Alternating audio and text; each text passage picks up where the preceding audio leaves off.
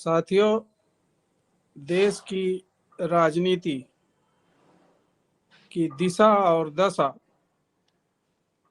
वर्तमान में जो चल रही है और आगे क्या होगी, ये 2024 का लोकसभा का चुनाव निर्धारित करेगा। निर्धारित तो वर्तमान में देखा जाए तो जिस तरह से भारतीय जनता पार्टी का वर्चस्व सिर चढ़कर बोल रहा है, केंद्र की सरकार और राज्यों में भाजपा की सरकारें मनमाना जो चाहे वो कर रही हैं। किसी भी स्टेट में जो सर्वे हैं वो ये बताते हैं कि वहाँ महिलाओं के साथ, अनुसूचित जाति, जनजाति, अति पिछड़ा वर्ग के साथ अन्याय, अत्याचार, दुर्व्यवहार, बलात्कार जैसी घटनाएं बढ़ती जा रही हैं। ये दुखद स्थिति है और ये दुखद स्थिति तब होगी जब 2024 के चुनाव में अगर यही ट्रेंड मतदाताओं का रहा तो निश्चित है कि आगे का भविष्य अंधकार ही लग रहा है। सत्तारूढ़ पार्टी या भारतीय जनता पार्टी अपना पूरा वर्चस्व कायम करने के पक्ष में हर प्रयास कर रही है, हर वो कदम उठा रही है जिससे उसको फायदा मिल सके। सबसे बड़ा फायदा या सबसे बड़ा डर भारतीय जनता पार्टी को अनुसूचित जाति के लोगों से, अति पिछड़ा वर्ग के लोगों से और धार्मिक अल्पसंख्यक के लोगों से सता रहा है।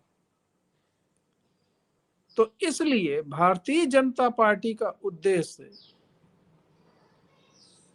कम से कम अनुसूचित जाति और धार्मिक अल्पसंख्यक, विशेषकर मुस्लिम समुदाय को एकजुट होने से रोकना है। इस प्रयास में भारतीय जनता पार्टी यद्यपि की आजादी के बाद से ही लगी है, लेकिन मुख्य रूप से 89 में जब मंडल कमीशन की रिपोर्ट लागू हुई, उस आधार पर अनुसूचित जाति, अन्य पिछड़ा वर्ग, धार्मिक अल्पसंख्यक, ये सब अपने हक और हुकूक के लिए आगे आते हुए दिखाई दिए, जागरूक होते हुए दिखाई दिए, तो इनकी चिंता और बढ़ गई। 92 में बाबरी मस्जिद का विध्वंस, लाल कृष्ण आडवाणी का रथ यात्रा निकालना, ये ऐसे षड्यंत्र थे जिससे इस देश में एक ऐसी स्थिति पैदा की जाए जो सब एक दूसरे के प्रति दुश्मन बने, संप्रदायों के बीच में, धर्म के बीच में एक खाई पैदा करने की कोशिश की गई।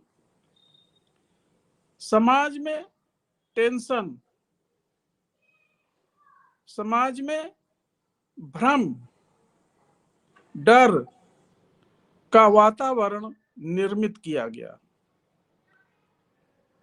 इससे भारतीय जनता पार्टी को लाभ हुआ।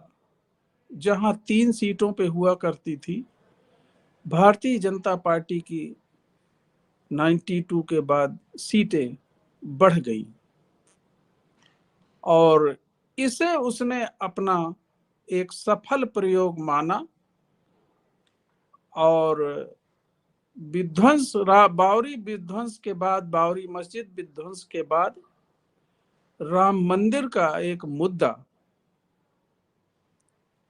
जो आज भी जिस तरह से बसों या ट्रेनों में जहर खुरानी वाले लोग एक साधारण से लोग बनकर यात्रियों के संपर्क में आ जाते हैं, उन्हें तरह तरह की लुभावना संबंध, तरह तरह की बातें, जाति आत्मीयता, धार्मिक आत्मीयता जताते हुए इतना बसीभूत कर लेते हैं और एक पुड़िया उन्हें सुंघा के उनको बेहोश करके उनका सारा माल लूट के चले जाते हैं।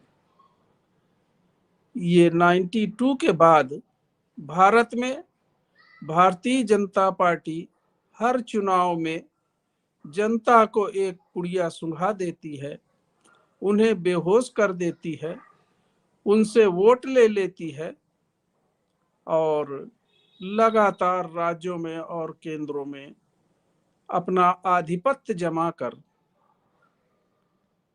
उनको होश तब आता है जब उनका सब लुट चुका होता है और अपने गंतव्य से भी आगे कहीं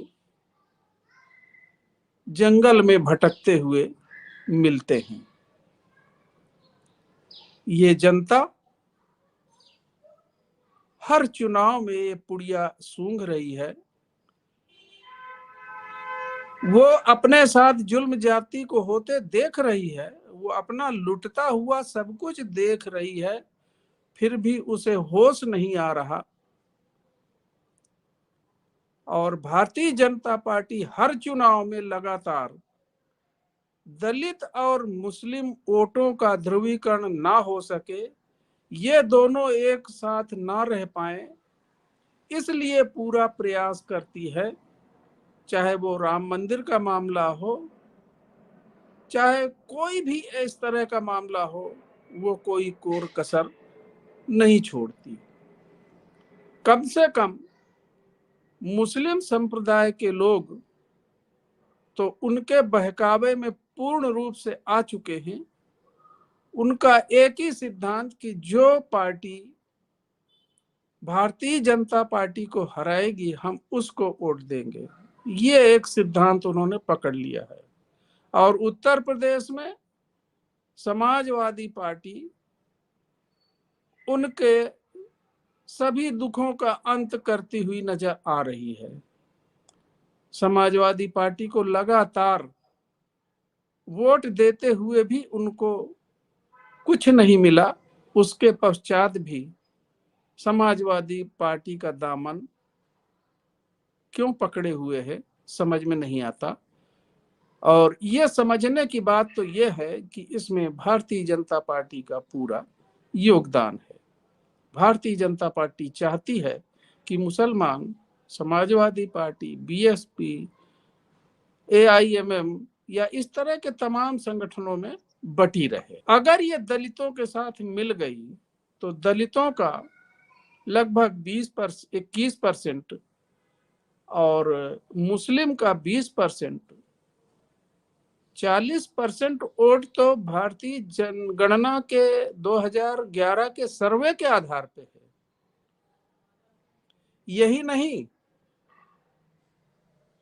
उत्तर प्रदेश, बंगाल, असम, श्रीनगर, तमाम ऐसे, जम्मू एंड कश्मीर, तमाम ऐसे राज्य हैं जहां पर मुसलमान और दलितों का वोट का प्रतिशत 70% तक पहुंच जाता है। और ये बड़ी विडंबना है कि इन सीटों पर भी भारतीय जनता पार्टी के प्रत्याशी जीतते हैं। तो भारतीय जनता पार्टी का डर केवल यही है कि दलित और मुस्लिम इस देश में एक ना होने पाए चुनाव में।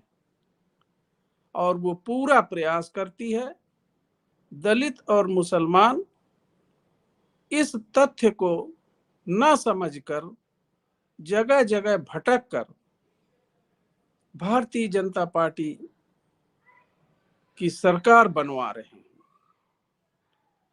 कम से कम ये दो लोग एक हो जाएं तो पूरे देश में 156 सीटें ऐसी हैं जिनमें दलित और मुस्लिम ये एक हो जाते हैं तो अति पिछड़ा वर्ग भी 10% मिल जाता है, तो 50% से अधिक वोट होते हैं और यहां पर कोई भी पार्टी चुनाव जीत नहीं सकती।